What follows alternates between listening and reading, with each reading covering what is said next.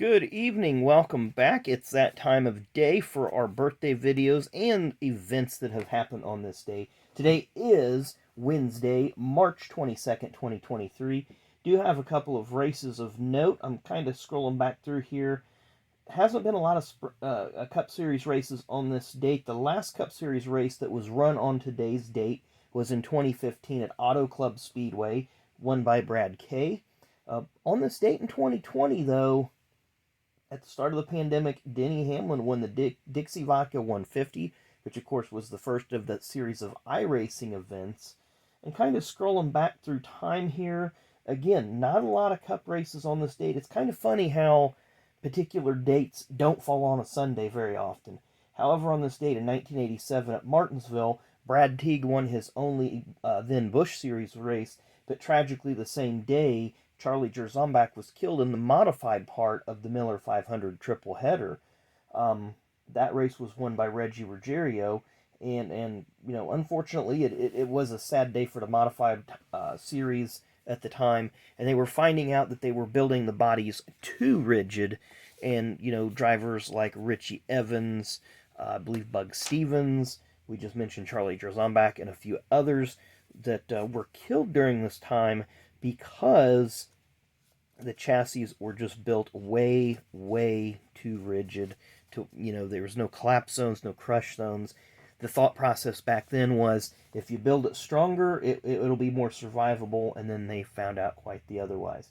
But now on to the birthdays, a little more jovial part of the video here.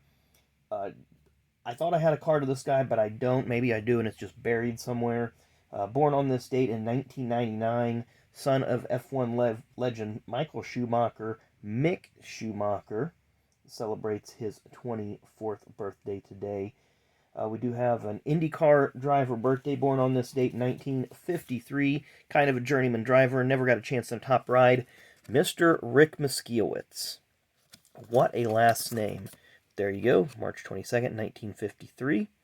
Always thought that these A&S IndyCar cards, super cool back in the day. Don't know what circuit he's at. Definitely a street circuit. It could be... it's got to be Montreal then, because I see the Molson Indy back there. So what does it say he ran? Did he run? Well, it could be Meadowlands. Well, there's Toronto, so it's probably Montreal. But it could have been Meadowlands as well. They're in New Jersey. So Rick Moskiewicz has a birthday. The next two are former Cup Series car owners. Both, I know one is deceased for sure, I think, but they both are, to be truthful. First one born on this date in 1933. He had a son that raced briefly in the Cup Series. Ran for Rookie of the Year in 1985. Mr. Don Bierschwale. They owned car number 23 that ran from about 1987, 88-ish through the early 90s.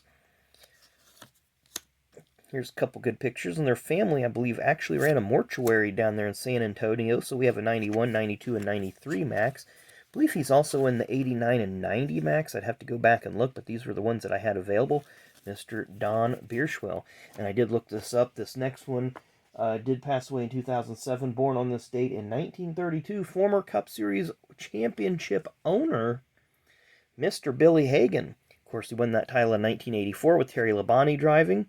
When he came to the Cup Series in the late 70s, he had Skip Manning driving his cars. Skip was released near the end of the 78 season. Terry came on board, drove through till 1986. Sterling Marlin drove from 87 to 90. Then Terry come back in 91 and drove till the end of 1992. 1993. Then Johnny Andretti came on board. And the team they were... if you listen to Scene Vault podcast, you'll understand this team always had money problems. Billy was big in the oil business in his home state of Louisiana, and the oil industry kind of went belly up in the late 80s, and they were running on just little or nothing. They were running on chicken scratch, basically, to get by for many years. Not a lot of wins. They had a win in 1980 when Terry won his first race. Then they had a win in 83, 2 wins in 84, a win in 85, and a win in 86. So they had 6 wins total as an organization. And yeah, they had the one title, but that still wasn't enough to save them. You know, it's kind of sad because there's a lot of good people that worked for him over the years. Of course, Eddie Bierschwale, Don's son, only top 10 came in that 89 Daytona 500 with Kyle Petty driving in relief, as Kyle Petty's team basically bought that ride as Kyle failed to qualify, and it was their first race with peak antifreeze on board. So anyway, hope you enjoyed the video today. Come back and see us tomorrow. Not sure what we're going to rip. Let me know what you thought about the little shorts that we're doing now. We're going to try to put those in here and there, maybe do a few of them to get us rolling, get people used to that noontime drop, and tell me if you like that too. I think that's just going to be something fun, a little different, and it kind of adds a little flavor. So anyway, thanks again for watching. Make sure you come back and see us tomorrow. Enjoy the rest of your Wednesday.